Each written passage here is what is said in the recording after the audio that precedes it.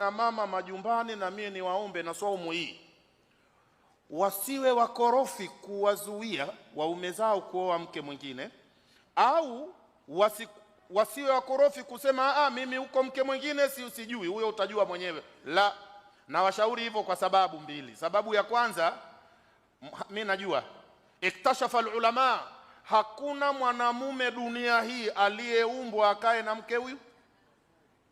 Rudia hivyo. Narudia, hayuko mwanamume ambaye kaumbwa duniani kuishi na mke mmoja. Ni watu mnanielewa?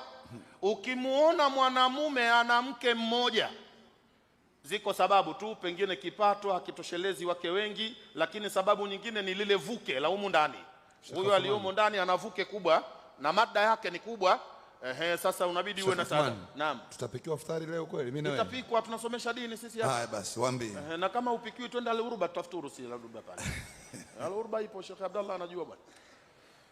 Kwa hiyo sababu ya kwanza, wasiwe wachungu na jambo hili. Lakini jengine, utafiti unaonesha dhahiri, wanamume wengi waliaadhu billah kweli ana mke huyu mmoja, ana mke wangapi? Lakini ana utitiri wa wanawake wa zina huko nje.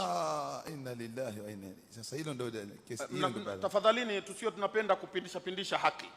Utafiti unaonyesha waliaadhu billah, kuna mtu kweli ana mke huyu mmoja, lakini Mwenge ana mwanamke, ukienda Mburahati ana mwingine, ukienda Mbagala na gari anamnunulia, anamhudumia kama huku tu, kisa anamuogopa huyu kwa anamuogopa huyu huku, anamuogopa huku. Sasa wanawake wazinduke, wasiwe wagumu eneo hili. Ni gumu, wajitahidi kumsikiliza Mwenyezi Mungu Subhanahu wa Ta'ala, watoe huu ugumu na wafanye mazoezi. Ule ugumu wako ni hapa tu duniani.